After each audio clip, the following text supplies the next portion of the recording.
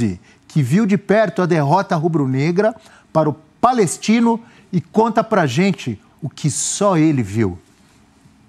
Olá, Abel, pessoal do F360, muito bom dia para vocês. Aqui, Coquimbo, e o Flamengo perdeu para o Palestino 1-0. O Flamengo terminou sem vitória fora de casa essa fase de grupos da Libertadores. Tem 2 jogos em casa agora para buscar sua classificação contra Bolívar e contra Milionários, mas a situação não é mais nada tranquila, né? O Flamengo caiu uma posição no grupo, foi ultrapassado pelo próprio Palestino, que mereceu a vitória porque resistiu durante boa parte do jogo. Foi um golaço do Cornejo, que veio do banco de reservas no segundo tempo, e o Flamengo mostrou que a crise técnica e de resultados é real.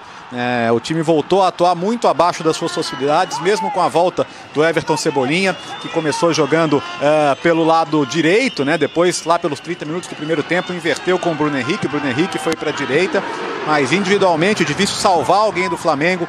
Mais uma vez, torcedor que veio até o Chile, ou daqui, que veio comparecer para apoiar o time, ficou muito insatisfeito no final das contas, porque o Flamengo voltou a ser aquele time incapaz de ter aproximações, incapaz dessa vez até mesmo de ter um domínio territorial, de ocupar ali o campo de ataque, de empurrar o seu adversário para trás, e o Palestino nessa aí sentiu que o bicho não era tão feio. No segundo tempo o Tite tentou fazer alterações, praticamente abriu mão de ter um meio-campo, já que já não vinha usando o meio-campo mesmo para tentar armar alguma coisa. Colocou o Gabigol, colocou o Luiz Araújo. Até teve com esses jogadores algumas boas chances, né? O Luiz Araújo acertou a trave, o Gabigol perdeu uma cabeçada sozinho dentro da área, mas a realidade é que não dá para o Flamengo sair com um sentido de injustiça, porque o desempenho voltou a ser muito abaixo do que se considera justo para um time dessa expectativa, para uma comissão técnica badalada, considerado uma das melhores do Brasil, para um elenco que para muitos ainda é o melhor da América do Sul,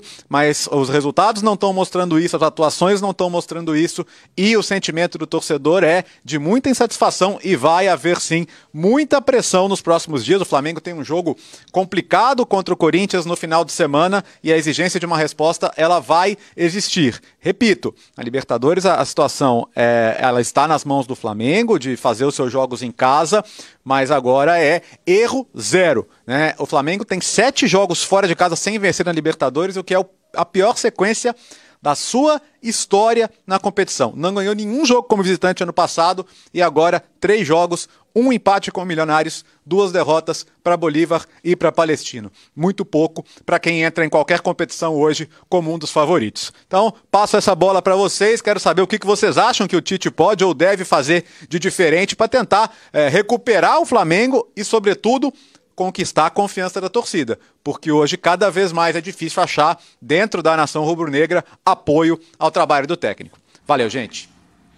Muito obrigado, Léo Bertozzi, lá do Chile, de Coquimbo, trazendo aí informações, impressões, análise dele sobre a derrota do Flamengo. E ali no final da fala dele ele destacou algo que eu confesso que eu nem me lembrava, mas no ano passado o Flamengo já não ganhou fora de casa. Aliás, foi eliminado de forma melancólica, perdendo em Assunção contra o Olímpia, né? E aí, esse ano, jogou 3 fora e não ganhou nenhuma. Agora tem 2 em casa para decidir. Vamos ouvir alguns personagens? Já ouvimos o Léo Bertozzi, vamos ouvir agora personagens, jogadores e também o técnico Tite para falar sobre o que aconteceu ontem, o que tem acontecido com esse Flamengo que não está jogando bola. Tá mal o Flamengo, hein? Vamos lá. Ainda tem que botar desculpa no gramado. Tá ruim o gramado, mas estava ruim para os 2 times. Infelizmente, estamos criando, a bola não está entrando. Continuar trabalhando. Humildade, a gente sabe que tem que melhorar, vamos melhorar. E é isso, melhorar e melhorar. Acho que essa é a palavra. Momento muito difícil, momento estável da nossa equipe. Trabalhar mais agora, não tem o que fazer, rever o que a gente está fazendo de errado. Vemos aí de jogos muito abaixo daquilo que a gente tem apresentado até aqui na temporada, mas não há tempo a lamentar. Infelizmente a gente está numa situação difícil agora dentro do nosso grupo. Tem uma palavrinha que ela é muito importante no futebol e que o resultado te permite isso, que é gerador de confiança. O nível que nós estávamos, em determinado momento, ele caiu porque caiu a confiança também. Tem o cunho tático de ajustar, tem o cunho técnico individual, tem o cunho físico, é sempre um contexto todo. Então também esse aspecto de confiança ele te faz tu fluir com as coisas mais que nós temos que resgatar. Problema tático e contextual. A gente não pode dissociar. Quando a gente encontra uma resposta única para um problema, é uma situação muito simplista dela. Ela é do conjunto. E quando eu falei de outras situações, elas não estavam definidas para uma situação, também num conjunto da obra. 9 pontos tem o Bolívar. Hoje tem Milionários e Bolívar, 11 da noite. Você assiste conosco, hein? Atenção, torcedor rubro-negro. Milionários e Bolívar, hoje, 11 da noite. ESPN Star Plus. O líder do Grupo Bolívar, 9 pontos. Palestino, com a vitória de ontem, foi a 6. Flamengo, 4. Milionários, 1. O Flamengo joga os 2 últimos jogos em casa contra Bolívar e depois contra o Milionários. Eugênio Leal. O Tite falou ali de problemas táticos que o Flamengo precisa resolver, falou de problemas individuais, técnicos e falou físico também. Qual é o problema? Quais são os problemas? O que tem que mudar para esse Flamengo voltar a ter confiança, que o Tite falou que está sem confiança o time? Olha, se fosse fácil assim, né? Estaria tudo resolvido já. É complexo. Mas você tem o olho leal. É bom lembrar.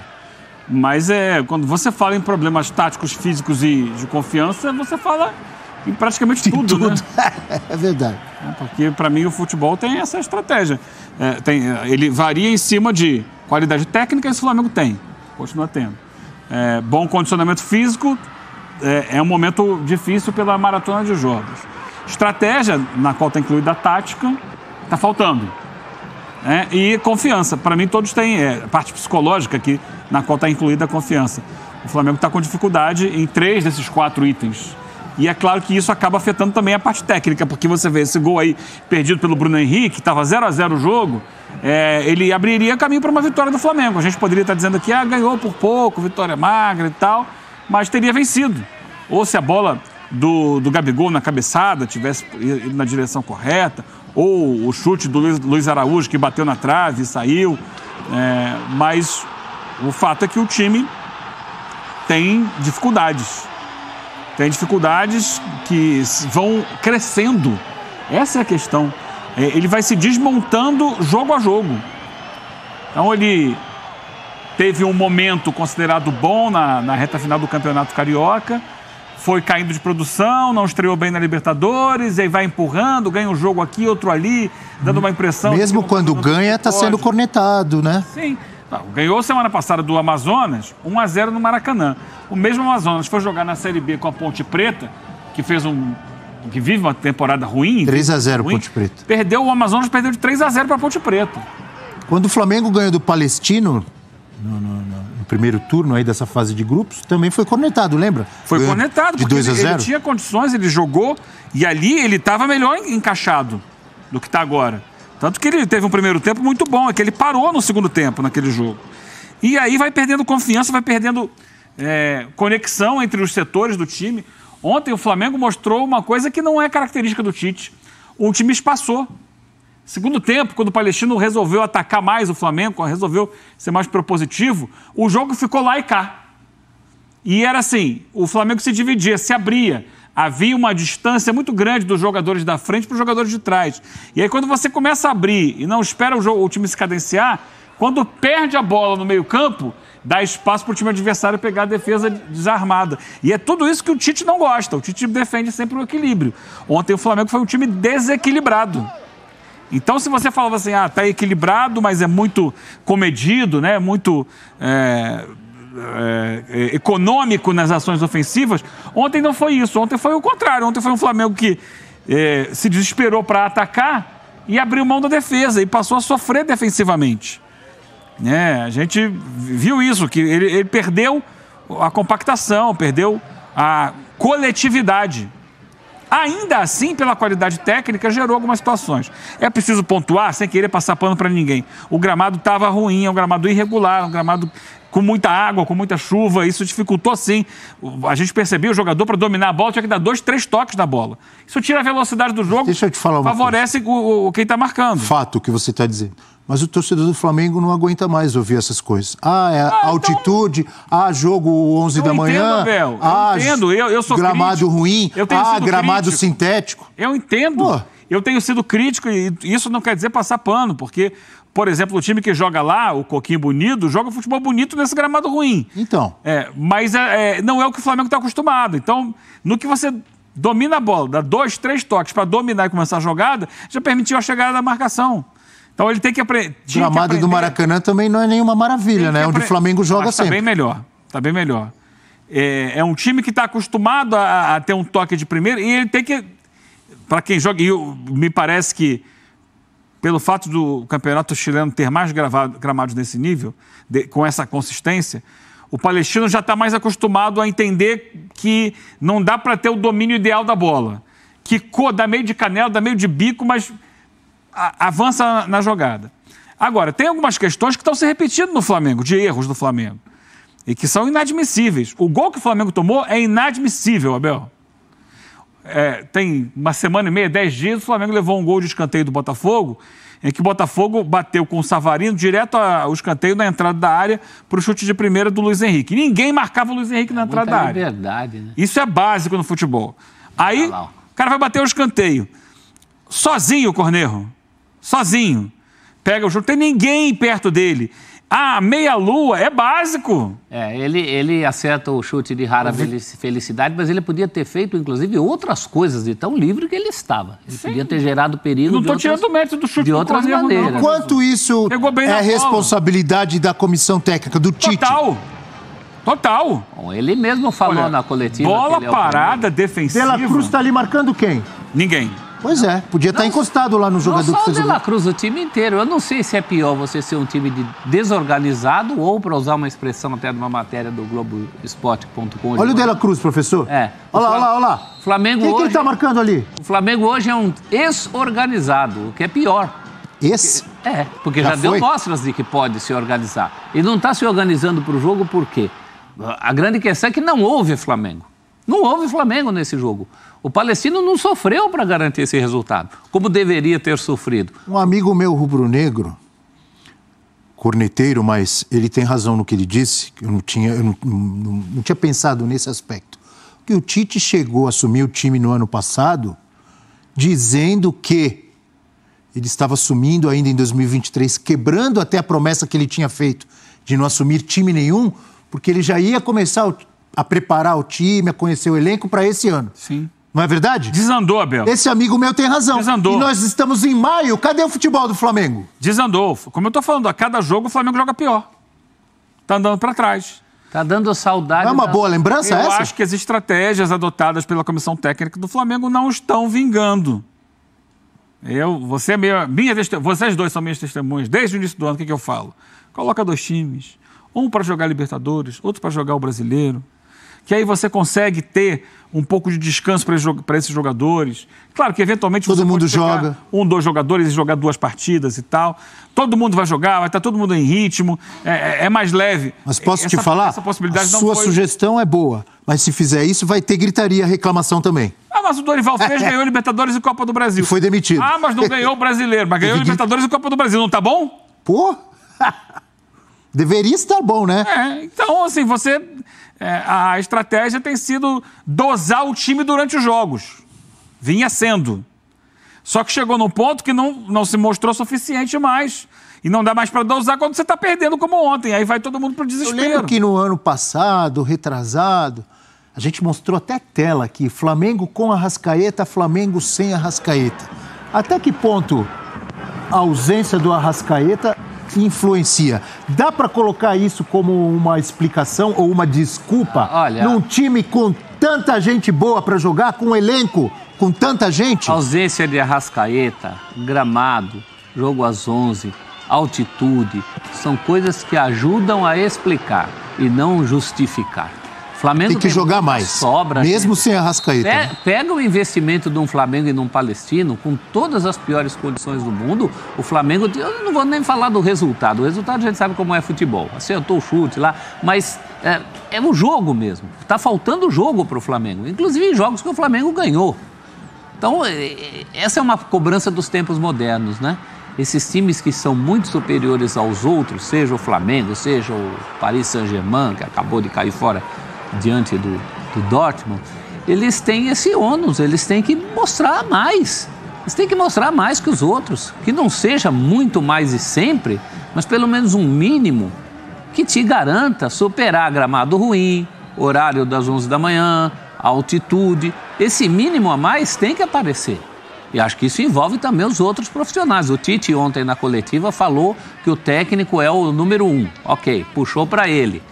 Mas também, você veja o lance do Gabigol cabeceando sozinho ali, fosse um outro momento da vida dele, aquela jogada teria um outro desfecho. Até porque... Mesmo jogando mal, o Flamengo poderia ter vencido o jogo ontem.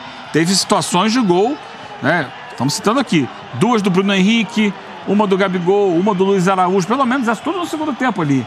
Que se fossem aproveitados, o Flamengo poderia ter feito 1, 2, 3 gols e vencido a partida. Mas continuaria tendo jogado mal.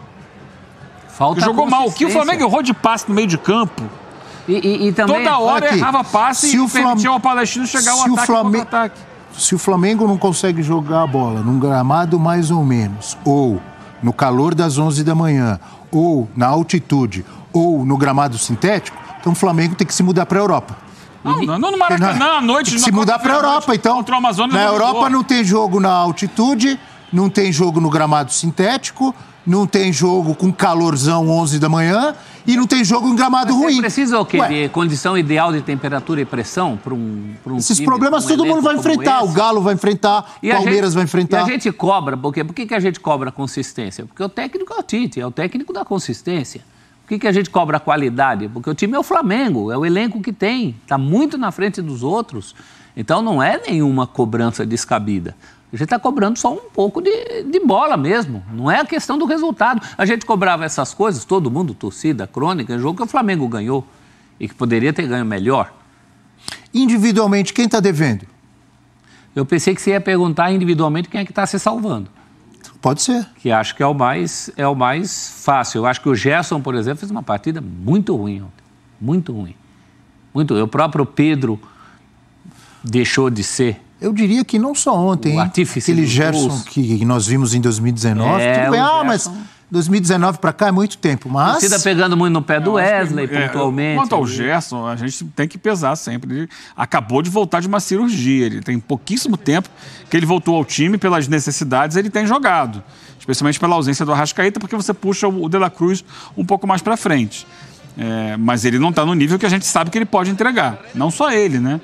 Já citados aí outros jogadores. Eu acho que você perguntou quem se salva, acho que o De La Cruz ainda. Também ficou com o De La Cruz. Apesar de ter ficado mal posicionado no escanteio ali, ele com a bola no pé ainda faz o time jogar melhor. Mas é pouco, né? O Bruno Henrique tenta, se esforça, mas falhou ontem em momentos Cebolinha decisivos. também, né? Tenta. Cebolinha tá voltando agora. Então. Tá voltando agora, não dá para cobrar também outro que volta de lesão. Voltou ontem, na verdade. A gente tem, o Eugênio falou e tem falado sobre os gols sofridos em jogadas aéreas ou jogadas de bola parada pelo Flamengo, e a gente vai ilustrar um pouco mais isso aí, porque é um problema que o Flamengo tem enfrentado. Você lembrou, levou um gol de escanteio do Botafogo, levou um gol de escanteio ontem. É o Ai Jesus. Tá no hino.